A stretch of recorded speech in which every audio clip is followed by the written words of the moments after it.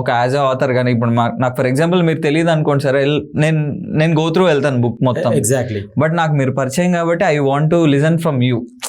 So ఆ ఉద్దేశంతో and అదే అంటున్నాను సార్, ఫస్ట్ మీ ఆ ట్రాన్స్ఫర్మేషన్ ఎందుకు సార్? అంటే మీకు ఏమంటారు ఆ లెక్చరర్ ఉండే ఆ ఫేజ్ మీకు నచ్చట్లేదా? ఎందుకు మీరు దీంట్లో దిగారు?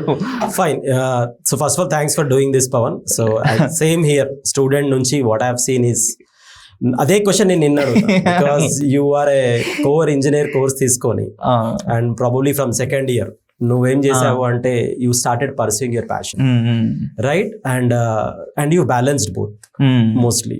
So what I have seen is నీకు కూడా చాలా కాన్ఫ్లిక్ట్స్ ఉండేవి, రైట్? ఫర్ ఎగ్జాంపుల్ ఆ రోజు షార్ట్ ఫిలిం షూటింగ్ ఉందనుకోండి, దీన్ని బ్యాలెన్స్ చేయాలా, దీన్ని బ్యాలెన్స్ చేయాలా. బట్ అల్టిమేట్ గా మనకు ఒక ఇన్నర్ థాట్ ఏముంటది అంటే what is making me more like you know eager, curious, and ఏది చేస్తుంటే నేను కంప్లీట్ గా రిలీజ్ చేస్తున్నా దాన్ని అనేది నీకు ఒక హింట్ వస్తుంది. అదే గట్ ఫీలింగ్ అంటారు దాన్ని. చాలా మంది దాన్ని మోటివేషన్ అనొచ్చు, ప్యాషన్ అనొచ్చు. బట్ ఇవన్నీ వర్డ్స్ పక్కకు పెడితే నీకు ఏం చేస్తుంటే ఒక గట్ ఫీలింగ్ ఉండి నేను ఇది ఒక 10 people కన్నా బెటర్ చేస్తున్నా, ఓకే, రైట్? ఒక వ్యాలిడేషన్ వస్తుంది. అది 100 times ప్రతిసారి సక్సెస్ వల్ల కాదు, ఒక చిన్న ఫీడ్బ్యాక్. ఓకే. సో సేమ్ మీరిచ్చింది when I was doing like you know training, counselling, and నేను నా format of whatever I did, teaching అవ్వచ్చు, ట్రైనింగ్ అవ్వచ్చు, రైట్? నా ఫార్మాట్ ఎప్పుడు ఒకటే, స్టోరీ టెల్లింగ్. ఓకే. నేను ఫస్ట్ నుంచి అడాప్ట్ అయిన format story telling. Sir class లో టీచింగ్ ఇది కూడా మీరు ఒక స్టోరీ టెల్లింగ్ బేసిక్ గా, because and that was conscious గా కాదు, ఓకే, రైట్? ఆబ్వియస్లీ చెప్తున్నప్పుడు నాకు ఇంట్రెస్టింగ్ ఉండేది, వినే వాళ్ళకు కూడా ఇంట్రెస్టింగ్ ఉంటది, ఇంట్రెస్టింగ్ ఉండేలా మీరు. Exactly. And if you observe this whole universe, okay, we live in a format of story telling, okay, right? So ఇప్పుడు ఇక్కడికి వచ్చాము, ఒక పర్పస్ ఉంటుంది, దాని స్టార్టింగ్ పాయింట్ ఏంటి, మిడ్ పాయింట్ ఏంటి, ఎండ్ పాయింట్ ఏంటి.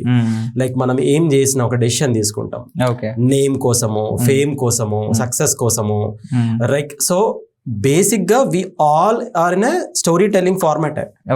సో నాకు వచ్చిన ఫీడ్బ్యాక్ ఏంటి, like you know sometimes it might be direct or indirect. So people always love to listen stories, ఎందుకంటే ultimate fact we find ourselves in stories, correct, right?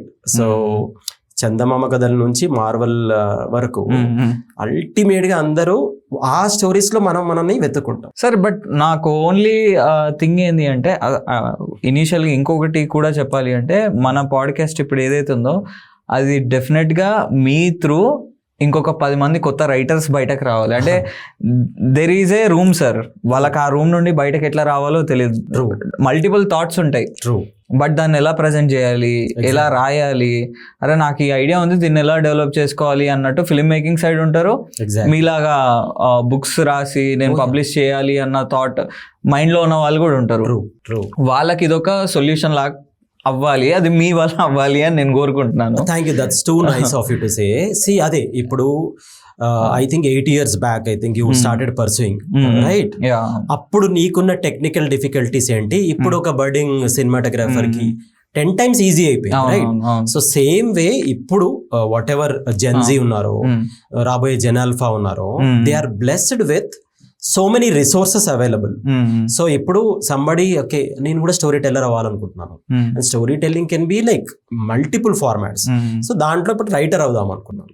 So నీకు ఇప్పుడున్న టెక్నాలజీకి ఒక చిన్న ప్రాంప్ట్ ఇచ్చినా కూడా నీకున్న థాట్ ని ఎలా ఆర్టికులేట్ చేయొచ్చు అనేది అదే 10 types ఇస్తుంది. But end of the day decision making మన సైడ్.